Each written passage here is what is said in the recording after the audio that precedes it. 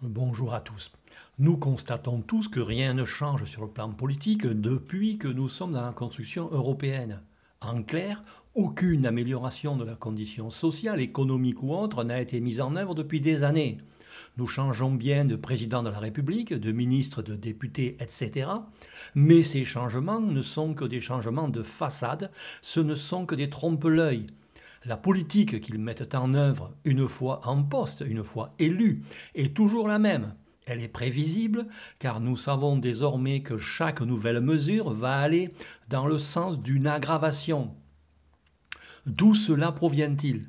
Pourquoi les responsables politiques français ne tiennent-ils pas leurs promesses une fois élus et pourquoi ne mènent-ils pas une politique conforme aux souhaits des Français? Je vous propose dans cette vidéo quelques éléments de réponse. Premièrement, la politique menée dans l'Union européenne est structurée par les traités de l'Union européenne. En France, les médias ont soigneusement occulté cette information, pourtant cruciale et pourtant bien réelle. Les traités sont au-dessus de nos lois et par conséquent au-dessus de nos élus.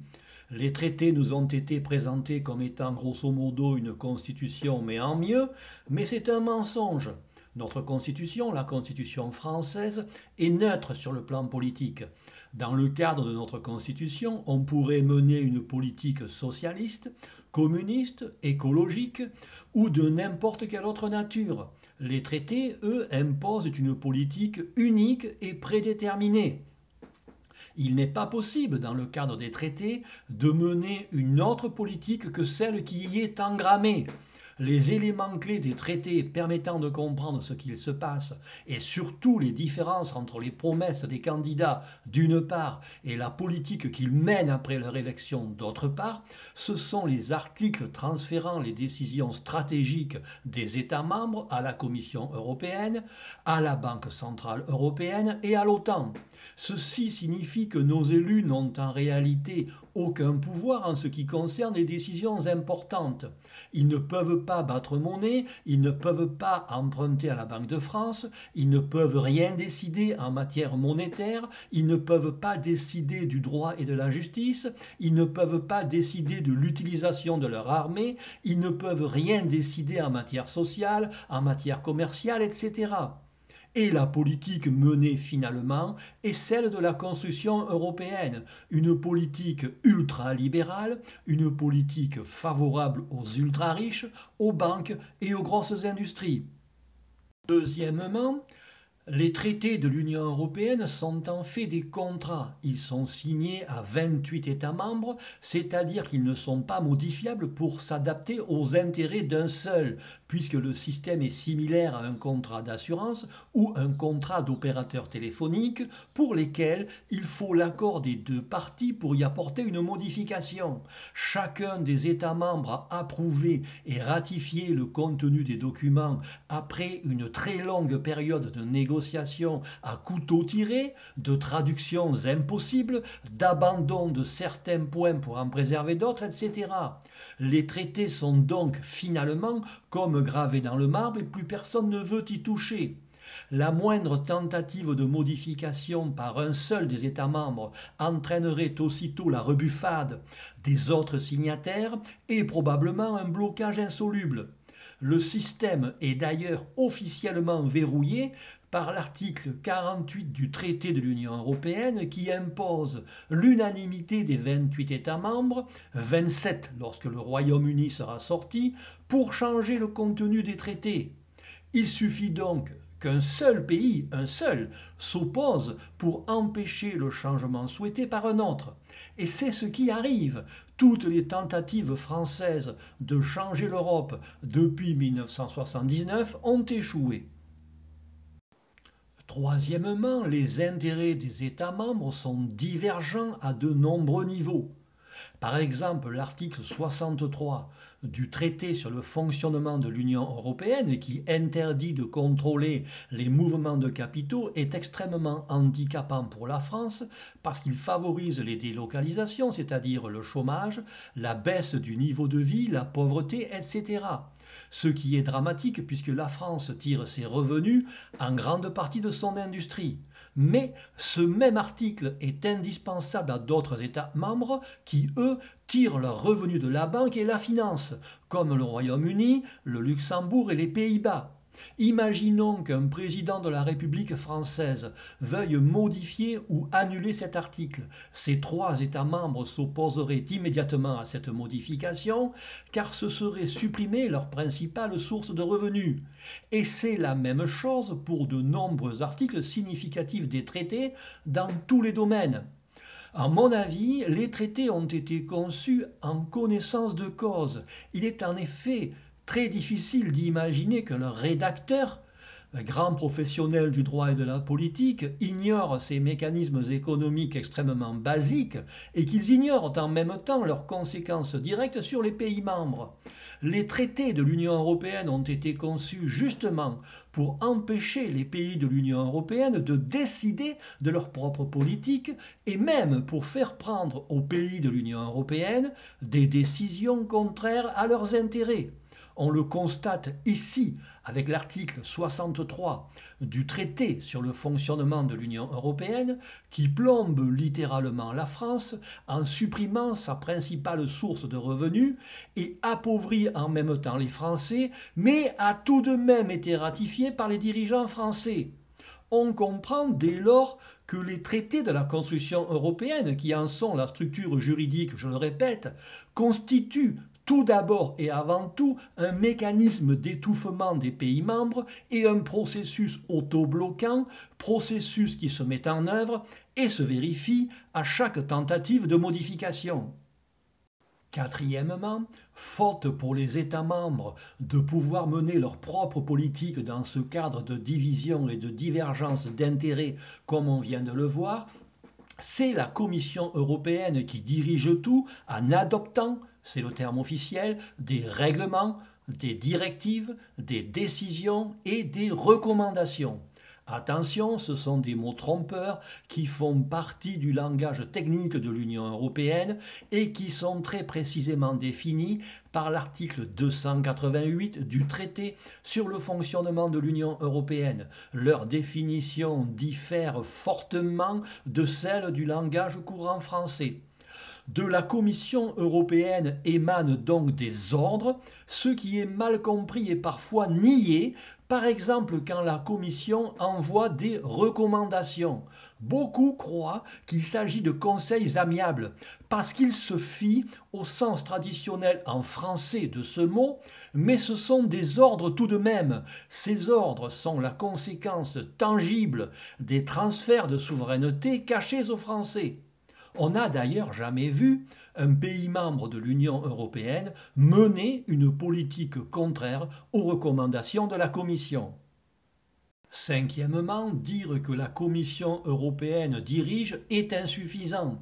On ne peut pas parler de l'Union européenne sans prendre en compte les grandes puissances qui l'influencent, qui la commandent ou qui en tirent les ficelles. On ne peut pas se mettre un bandeau sur les yeux et dire que l'influence des grandes puissances est comme le nuage de Tchernobyl, qu'elle s'arrête à la frontière. Si elle était libre et bienveillante, la Commission européenne mettrait en œuvre des mesures favorables au peuple, mais lors des 20 dernières années, l'Union européenne a-t-elle pris une seule mesure sociale ? Non, ce n'est pas le cas, et je mets au défi quiconque de trouver dans les traités ou dans les directives des mesures favorables au peuple et plus précisément favorables aux Français. On peut d'ailleurs dire sans exagérer que les traités sont des tromperies de A jusqu'à Z. Le simple fait que les politiciens français n'évoquent jamais leur existence et leur prépondérance sur le droit français est significatif à cet égard. La Commission européenne suit donc un plan, on constate qu'elle préfère certaines options que d'autres, qu'elle choisit systématiquement certaines orientations politiques et en laisse d'autres de côté. Il est clair que des pouvoirs non affichés sont à l'œuvre derrière elle. Il y a donc une instance dirigeante qui décide de ce qui se fera ou non dans l'Union européenne, mais c'est un syndic extérieur et il n'est pas européen. L'observation systémique de l'ensemble des interactions ainsi que les documents officiels montrent et prouvent que ce sont les États-Unis d'Amérique qui dirigent l'Union européenne en sous-main, en influant sur la Commission européenne à Bruxelles, sur l'OTAN à Washington évidemment, et sur la Banque centrale européenne à Francfort. Comment cela se produit-il? Je citerai en vrac. Influence directe, politiciens achetés, lobbies tous euro-atlantistes, banques naviguant toutes vers plus de profit, médias de masse tous euro-atlantistes, journalistes choisis pour leur euro-atlantisme affiché, les autres écartés ou mis au placard puisqu'ils ne le sont pas, experts menteurs tous euro-atlantistes, influence de la French American Foundation et de ses membres, tous placés à des postes stratégiques en France, référendum bafoué, éviction de dirigeants pourtant légalement élus, nomination à leur place de dirigeants non élus, membres de grandes banques internationales, tromperie dans les traités et j'en passe.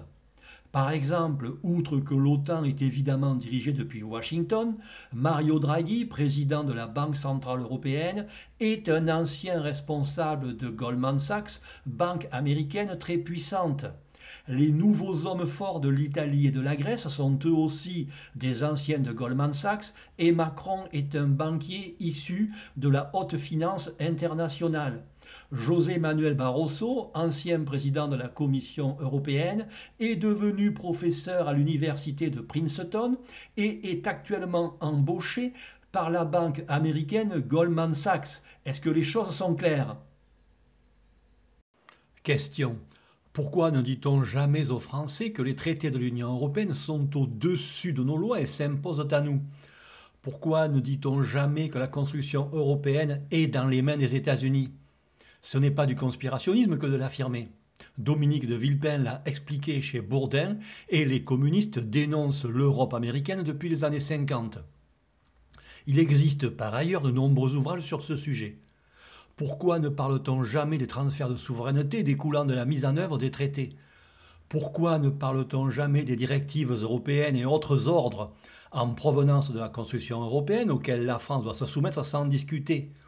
Pourquoi ne donne-t-on jamais les définitions exactes des termes juridiques des traités? Pourquoi n'explique-t-on jamais aux Français le rôle des traités de l'Union européenne et leurs conséquences directes sur leur vie? Pourquoi n'explique-t-on jamais aux Français que les intérêts fondamentaux des États membres de l'Union européenne sont irrémédiablement opposés et que, de ce fait, rien ne peut changer parce qu'il faut l'unanimité et que ce qui serait bon pour l'un serait néfaste pour l'autre et vice-versa? Pourquoi ne dit-on jamais que la French American Foundation est un agent d'influence majeur en faveur des États-Unis par l'intermédiaire de ses membres en poste à haute responsabilité? Pourquoi n'oblige-t-on pas ceux qui en sont membres à afficher leur appartenance? Pourquoi ne révèle-t-on jamais les véritables professions et conflits d'intérêts des experts passant en permanence dans les médias? Pourquoi ne nous révèle-t-on jamais les orientations politiques des journalistes, des médias de masse? À quoi servent les subventions qui leur sont attribuées et les déductions fiscales dont ils bénéficient, sinon à les acheter? Qu'est-ce qui les justifie, hormis de les faire taire? Comment se fait-il qu'à chaque fois qu'un pays tente de se libérer de l'Union européenne, nous avons une ou plusieurs interventions des États-Unis dans les médias visant à nous expliquer que ce n'est pas la bonne chose à faire? Voilà, c'est tout pour aujourd'hui. J'espère que ces quelques informations vous aideront à y voir un peu plus clair dans les méandres de la politique menée en France. Pour en savoir plus, je vous invite à prendre connaissance des analyses et du programme de l'UPR, l'Union populaire républicaine, sur le site upr.fr, le site de parti politique le plus consulté de France. Je vous remercie de votre attention et vous dis à bientôt pour une nouvelle vidéo.